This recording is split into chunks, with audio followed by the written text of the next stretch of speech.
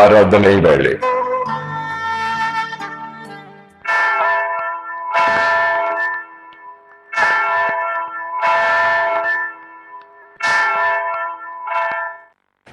இறைமகன் இயேசு கிறிஸ்துவின் இணையற்ற நாமத்தில் இந்த ஆராதனை வேளை சிறப்பு நிகழ்ச்சிக்கு உங்கள் யாவரையும் வாழ்த்தி வரவேற்கிறோம். இயேசு கிறிஸ்துவின் இணையற்ற நாமத்தில் உங்கள் யாவருக்கும் நமது சீயோன் நெக்கால ஊழியத்தின் சார்பாகவும் என்னுடைய குடும்பத்தின் சார்பாகவும் புது வருட வாழ்த்துக்களை நான் தெரிவிக்கின்றேன். வேதத்திலிருந்து ஒரு பகுதியை வாசிக்க கேட்போம். அது சங்கீதம் 103வது சங்கீதம் முதல் 2 வசனங்கள். என் ஆத்மாவே கர்த்தரை ஸ்தோத்திரி, என் முழு உள்ளமே அவருடைய பரிசுத்த நாமத்தை ஸ்தோத்திரி. என் ஆத்மாவே கர்த்தரை ஸ்தோத்திரி, அவர் செய்த சகல உபகாரங்களையும் மறவாதே. ஒரு புதிய ஆண்டுக்குள்ளாக நம்ம கடந்து வந்திருக்கிறோம். சென்ற வருடம் அநேக உறுதிப்பாடோடு, அநேக எதிர்பார்ப்போடு, அநேக தேவைகளோடு இருந்திருப்போம். ஒருவேளை அதையெல்லாம் நமக்கு முடிந்திருக்கும் அல்லது அது பூர்த்தியாகாமல் இருக்கும். ஆனாலும் கர்த்தர் நம்மை இந்நாளில் உயிரோடு வைத்து இந்த வருடத்தை காண கர்த்தர் கிருபை செய்திருக்கார். சென்ற வருடம் நம்மோடு கூட இருந்தவர்கள் அநேகர் இல்லை. ஆனாலும் கர்த்தர் நமக்கு கிருபையாய் ஜீவனை கொடுத்திருக்கார், ஒரு வருடத்தை கூட கொடுத்திருக்கார்.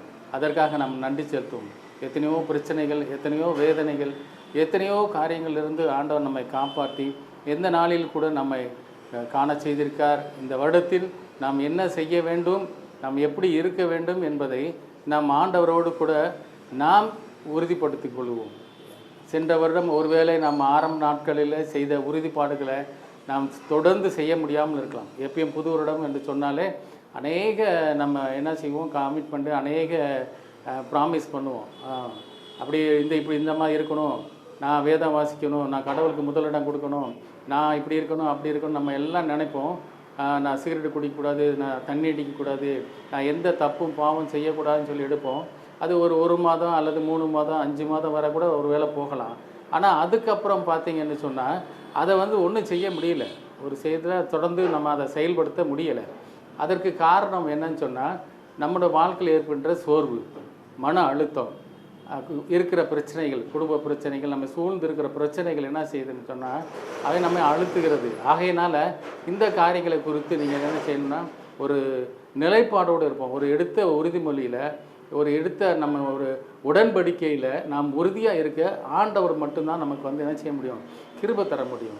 ஒரு சமீபத்தில் ஒரு பேச்சாளருக்கு பேசிய ஒரு காரியம் அதிகமாக என்னை தொட்டது.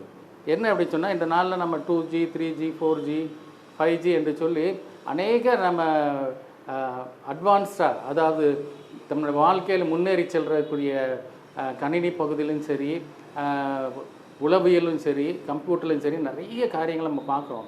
ஆனால் அதிலெல்லாம் இருக்கிற என்ன அப்படின்னா, இன்றைக்கி எல்லா சின்ன பிள்ளைகள்லேருந்து பெரிய வர கம்ப்யூட்டர்லையும் சரி, செல்லையும் சரி, அவங்க கற்றுக் கொடுக்க தேவையில்லை, உடனே அதை செயல்படுத்துகிறாங்க, அதில் ஆர்வம் காட்டுறாங்க. ஆனால் அந்த நாட்களில் பார்த்திங்கன்னா நமக்கு இருந்தது என்னென்னா மாதாஜி, பித்தாஜி, குருஜின்னு இருந்துச்சு. இந்த ஜிகள் என்னென்னா இவங்களுக்கு நம்ம பயம் கலந்த ஒரு பாசம், ஒரு மரியாதை இருந்துச்சு. ஆனால் இந்த நாட்களில் அது கிடையாது. பிள்ளைகளுக்கு வளர்க்கும் போது பெற்றோர்களும் பார்த்திங்கன்னு சொன்னால் பிள்ளைகளை கண்டிப்போடு வளர்ப்பதற்கு அதை என்ன சொல்கிறாங்க, அவங்க ஃப்ரீடமாக இருக்கட்டும், அவங்க சுதந்திரமாக வளரட்டும் அப்படின்னு சொல்லி ஒரு தவறான ஒரு கோட்பாடை இன்றைக்கி பிள்ளைகள் மத்தியில் கொண்டு போகிறாங்க. பிள்ளைகள் பார்த்திங்கன்னா அதே போல் இன்றைக்கி பார்த்திங்கன்னு சொன்னால் அந்த பிள்ளைகள்லாம் குடும்பத்தில் பெரியவர்களுடைய பேச்சை கேட்பதை விட்டு சிறு பிள்ளைகளோட பேச்சு கேட்க வேண்டிய ஒரு கட்டாயத்தில் இருக்கிறாங்க. அவங்கள என்கரேஜ் பண்ணணும், அவங்கள நம்ம உற்சாகப்படுத்தணும், அவங்கள எல்லா காரியத்தையும் நம்ம செயல்படுத்தணும்னு சொல்லி அப்படிப்பட்ட ஒரு தவறான ஒரு அணுகுமுறை இன்றைக்கி போய்கிட்டுருக்கு. அந்த நாட்களில் பார்த்திங்கன்னா பெரியவங்க என்ன சொல்கிறாங்களோ அதை அனுபவ ரீதியாக வேதத்தின் அடிப்படையில் அநேக சொல்கிற காரியங்களை நம்ம கண்டிருக்கோம். இந்த நாளில் பார்த்திங்கன்னா நீங்கள் மாணவர் மத்தியிலும் சரி, சமுதாயத்திலையும் சரி, அவர்களுக்கு சுதந்திரம் அப்படின்ற ஒரு போர்வையில் அவங்கள நம்ம எந்த விதத்தில் நம்ம கண்டிக்க முடியல. மாணவர்கள், ஆசிரியர்கள் கண்டிக்க முடியல, பெற்றோர்கள் பிள்ளைகளை கண்டிக்க முடியல. ஏன் அப்படின்னு சொன்னாக்கா இது கடைசி நாட்கள் அப்படி தான் இருக்கும். ஏனென்றால் அறிவு பெருத்து போய் இருக்குன்னு சொல்கிறாங்களே. சின்ன பிள்ளைகளை பார்த்தீங்கன்னா ஒரு 10 மாத கை குழந்தைகிட்ட நீங்கள் செல்ஃபோனை கொடுங்க, அந்த செல்ஃபோன் அது நோண்டும். ஆகையினால் நாம் பிள்ளைகளுக்கு எந்த விதத்தில் கற்றுக் கொடுக்குறோம், அனுதினம் வேதம் வாசிக்கிறோம், ஜெபிக்கிறோம், எல்லாம் சொல்கிறோம். ஒருவேளை நீங்கள் இயேசு கிறிஸ்து அறியாதவர்களாக இருந்தால் நீ ஒரு நல்ல ஒழுக்கத்தில் பிள்ளைகளை வளர்க்கணும்னு சொல்லி நீங்கள் ஆசைப்படுவீங்க. ஆனால் அப்படிப்பட்ட காரியங்கள், சம்பவங்களை பார்த்தீங்கன்னு சொன்னால் இன்றைக்கு குறைந்து கொண்டே வருகிறது. காரணம், இந்த உலகத்தில் ஒரு பெரிய மாற்றம். எப்படிப்பட்ட மாற்றம்? பிசாசானவன் எல்லாரையும் என்ன சொல்லிட்டான், பிஸி. யாரை கேட்டாலும் பிஸி. ஒரு 2 வயசு பிள்ளை 1 வயசு பிள்ளையை கேட்டால் கூட நான் பிஸியாக இருக்கேன்னு சொல்கிற அளவுக்கு என்ன ஆயிடுச்சு வரக்கூடிய சூழ்நிலை. ஆகையினால இந்த வருடத்தில் நாம் எப்படின்னா செய்ய முடியும்னா, சமுதாயத்திலையும் சரி, குடும்பத்திலையும் சரி, தனிப்பட்ட வாழ்க்கையிலையும் சரி, நம்ம வாழ்க்கையில் ஒரு மாற்றம் வேணும். நம்முடைய வாழ்க்கையில் மாற்றம், என்னோடய வாழ்க்கையில் மாற்றம் இருந்தால் தான் என்னோடய குடும்பத்தில் மாற்றத்தை பார்க்க முடியும். என்னுடைய குடும்பத்தில் மாற்றத்தை பார்த்தா தான் அது சமுதாயத்தில் பார்க்க முடியும். ஏதோ ஒரு வேதத்தை படித்தோம், ஒரு கிறிஸ்தவனாக இருக்கிறோம் அப்படின்றதுக்காண்டி இல்லை. இதில் கிறிஸ்தவ மதம் என்பது ஒரு மதத்தை பரப்புவதற்காக வரவில்லை. இது அவங்களுடைய வாழ்க்கையில் ஒரு நல்ல நெறிமுறைகளை கொண்டு வரணும், எல்லாருக்கும் உகந்தது அப்படின்னு சொல்லி சமீபத்தில் அநேக அரசியல்வாதிகளும் சரி, பொது துண்டில் இருக்கிறவங்களும் சொல்கிறாங்க, இந்த வேத புத்தகத்தை வாசித்தா வாழ்க்கையில் அநேக மாற்றம் வரும்னு. ஒருவேளை உங்களோட வாழ்க்கையில் அப்படி தான் இந்த வருடத்தில் உங்களோட வாழ்க்கையிலும் சரி, உங்களுடைய வாழ்க்கையில் நீங்கள் என்ன செய்கிறீங்க, ஒரு நல்ல ஒழுக்கத்தில் பிள்ளைகளை வளர்க்க நீங்கள் முதல்ல மாற்றணும். ஒரு குடி பழக்கமோ அல்ல ஒரு தவறான பழக்க வழக்கம் இருக்குன்னு சொன்னால் அதை முற்றிலுமாக நிறுத்துருங்க. அது உங்களையும் அழிக்கும், உங்கள் குடும்பத்தையும் அழிக்கும். இது எப்படி செய்யணும்னு சொன்னாக்கா, வேதத்தில் இன்னொரு பகுதியை பார்க்கலாம். பிலிப்பியர் 4ஆம் அதிகாரம் 13வது வசனம். என்னை பலப்படுத்துகிற கிறிஸ்துவினாலே எல்லாவற்றையும் செய்ய எனக்கு பலன் உண்டு. ஒருவேளை இந்த படிச்சிருக்கோம், இல்லை நான் சரியாக படிக்கலை, எனக்கு இந்த காரியத்தில் எனக்கு சரியானபடி செயல்படுத்த முடியல அப்படின்ற சோர்வு இன்றைக்கு பிள்ளைகள் மத்தியில் இருக்குது. நல்லா படிக்கிறாங்க, திடீர்னு குடும்ப சூழ்நிலையை நினச்சி என்ன பண்ணுறாங்க, சோர்ந்து போயிடுறாங்க. ஐயோ நான் எதுக்கு வாழணும், நான் எதுக்கு உயிரோடு இருக்கணும் அப்படின்ற நிலைமை கொண்டு வராங்க. இன்றைக்கி அநேக கம்ப்யூட்டரில் பார்த்திங்கன்னா தவறான செயல்பாடுகளை ஒளிபரப்புகிறாங்க. அதை பிள்ளைங்க பார்த்துட்டு அதன் மாதிரியே இருக்கணும்னு நினைக்கிறாங்க. உடல்நிலையிலும் சரி, மனதளவுலையும் சரி, அவருடைய வாழ்க்கையில் அநேக மாற்றம் வருது. இந்த காரியத்தில் மேற்கொள்ளணும் அப்படின்னு சொன்னால் இயேசு கிறிஸ்துவருடைய பலன் ஒன்று மட்டும்தான் உங்களுக்கு உறுதுணையாக இருக்கும். ஒருவேளை இதை நான் சொல்கிறேன் ஒரு கிறிஸ்தவர்களுக்காண்டி மட்டும் இல்லை, இது சமுதாயத்தில் இருக்கிற எல்லா ஜனங்களுக்கும் தன்னுடைய நல்ல வாழ்க்கையில் வரணும்னு சொன்னால் இந்த இயேசு கிறிஸ்துவை நீங்கள் ஏற்றுக்கொள்ளுங்க. இந்த இயேசு கிறிஸ்து நிச்சயம் உங்களுக்கு பலன் தருவார்.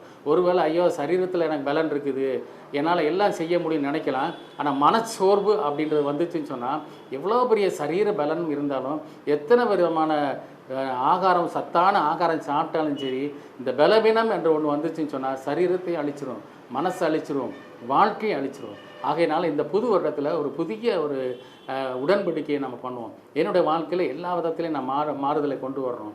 என்னுடைய வாழ்க்கையில் எங்கள் மாற்றத்தை என்னுடைய குடும்பத்தில் கொண்டு வரணும். என் குடும்பத்தில் கொண்டு வர மாற்றம் சமுதாயத்தில் வரணும். நீங்கள் மற்றவர்களுக்கு முன்பதாக முன்மாதிரியாக இருக்கிறீங்கன்னு சொன்னால் நிச்சயமாக அது மற்றவர்களுக்கு அது பிரயோஜனமாக இருக்கும். நீங்கள் நாளைக்கு சொல்லலாம், நீங்கள் ஒரு தவறை செஞ்சுட்டு இந்த தவறை நீ செய்யாதுன்னு சொன்னால் யாரும் ஏற்றுக்க மாட்டாங்க. நான் இந்த தவறை செஞ்சு இதில் திருந்திட்டேன்னு சொன்னால் கூட ஒருவேளை ஏற்றுக்க வாய்ப்பு இருக்குது.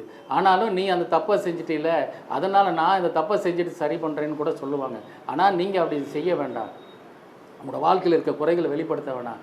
நிறைகளே பேசுங்க, நிறைவான காரியத்தை பேசுங்க, உன்னதமானதை நினைங்க, உன்னதமான காரியத்தை செய்ய முயற்சி எடுங்க. இந்த புதிய வருடம் உங்களுக்கு ஆசீர்வாதமாக இருக்கும். இந்த புதிய வருடத்தில் ஒரு புதிய உடன்படிக்கையோடு நீங்கள் ஆரம்பிங்க. நிச்சயமாக இது அநேகருக்கு ஆசீர்வாதமாக இருக்கும். நீங்களும் அநேகருக்கு ஆசீர்வாதம் இருப்பீங்க. ஜெபிப்போமா. எங்கள் அன்பின் பரலோக பிதாவே உம்மை நன்றியோடு துதிக்கிறோம், ஸ்தோத்திரிக்கப்பா. இந்த அருமையான வேலைக்கு நன்றி சேர்த்துருவோம். இந்த நாளின் ஆசீர்வாதத்துக்கு நன்றி சேர்த்துருவோம். ஒரு புதிய வருடத்துக்குள்ளே எங்களை காண கிருபை செய்திருக்கீங்க, அதுக்கு நன்றி சேர்த்துருவோம். இந்த புதிய வருடத்தில் நாங்கள் உம்மை ஏற்றுக்கொண்டு ஆண்டவரே நாங்கள் உமக்கென்று நாங்கள் ஜீவிக்க முதலாவது தேவனுடைய ராஜ்யத்தையும் அவருடைய நீதியும் தேடுங்கள், அப்பொழுது இவைகள் எல்லாம் கூட கொடுக்கப்படும் சொன்னபோது அதே போல் நாங்கள் முதலாவது உம்மை தேட, நாங்கள் உம்மை வாஞ்சிக்க, உம்மோடு கிட்டி சேர கர்த்தர் எங்களுக்கு கிருபை செய்கிறாங்க. ஒருவேளை இதை கேட்டுக்கொண்டிருக்கிறவர்கள் இயேசு கிறிஸ்துவை அறியாதவர்களாக இருந்தாலும் அவர்கள் இயேசு கிறிஸ்துவை அறிந்து கொள்ள ஆண்டவரே அவர்களுக்கு அனுக்கிரகம் பண்ணுங்க, மனதை திறந்துருங்க. ஆண்டவரே அவர்கள் எல்லாரையும் ஆசீர்வதிங்க. கேட்டுக்கொண்டிருக்க ஒவ்வொரு ஜனத்தையும் ஒவ்வொருவரையும் ஆசீர்வதிங்க. குடும்பத்தில் சந்தோஷத்தையும் சமாதானத்தையும் செழிப்பையும் கொடுக்கும்படியாக நாங்கள் ஜெபிக்கிறோம். உமக்கு சாட்சியாக இருக்க கர்த்தர் கிருபை செய்யுங்க, ஆசீர்வதிங்க, பலப்படுத்துங்க. இயேசுவின் மூலம் ஜெபங்களை நல்ல பரமபிதாவே, ஆமென்.